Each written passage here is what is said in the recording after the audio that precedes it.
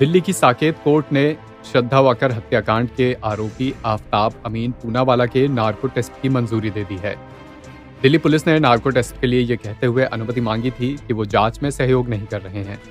Court की तरफ से नार्को टेस्ट की मंजूरी मिलने के बाद श्रद्धा मर्डर केस की असलियत सामने आने की उम्मीद जागी है। पुलिस को यह उम्मीद है कि नार्को टेस्ट के बाद आरोपी को सजा दिलाने में अहम जानकारियां हासिल की जा सकेंगी। आखिर ये नार्को टेस्ट होता क्या है, ये नार्को टेस्ट कैसे किया जाता है, इसके बारे में विस्तार से जानते हैं। दरअसल भारतीय संविधान के अनुच्छेद 20 के अनुसार किसी भी अपराधी को खुद की गवाही के लिए बाध्य नहीं किया जा सकता। साथ ही किसी भी जांच एजेंसी द्वारा दबाव डालकर अथवा डरा धमकाकर किसी भी दोषी से आरोपी से उसके खिलाफ गवाही नहीं ली जा सकती। यदि ऐसा होता है तो कोर्ट में उसे स्वीकार नहीं किया जाएगा।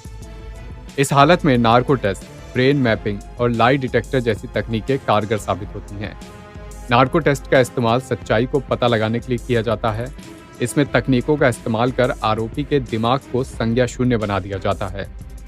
साथ ही मस्तिष्क की तरंगों, पल्स रेट और ब्लड प्रेशर को रिकॉर्ड किया जाता है। इस टेस्ट में संबंधित शख्स को कुछ दवाइयां या इंजेक्शन दिए जाते हैं। इस टेस्ट में सामान्य तौर पर ट्रुथ ड्रग नाम की एक साइकोएक्टिव दवा दी जाती है। इसके बाद सोडियम पेंटोथॉल का इंजेक्शन लगाया जाता है। इस दवा के असर से शख्स आधी बेहोशी की हालत में चला जाता है, यानी ना तो उसे पूरी तरह होश रहता है, ना वो पूरी तरह बेहोश होता है। ऐसे स्थिति में वो पूछे जाने वाले सवालों का सही जवाब दे जाता है। क्योंकि जिससे पूछताछ की जा रही है वो शख्स आधी बेहोशी की हालत में है, तो कोई झूठ गढ़ पाने की स्थिति में वो नहीं होता है। इन तकनीकों का इस्तेमाल ज्यादातर विकसित देशों में किया जाता है। इन देशों में इस तकनीक का इस्तेमाल साक्ष्य जुटाने के लिए किया जाता है, जबकि भारत में ऐसा तब तक नहीं किया जा सकता जब तक पुलिस की जांच में बनाए गए स्टेटमेंट का कोई ठोस आधार ना हो। जब बात इस तरह के टेस्ट की होती है तो पॉलीग्राफी, नार्को या ब्रेन मैपिंग टेस्ट के नतीजे 100% सही ही आए, इसकी कोई गारंटी नहीं होती।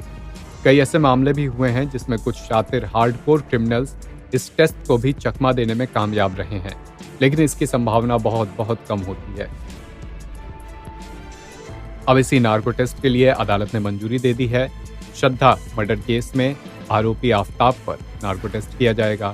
इसके बाद तमाम सच सामने आ सकते हैं। अभी के लिए बस इतना ही। बाकी के अपडेट्स के लिए बने रहें और देखते रहें सीतापुर न्यूज़ 24।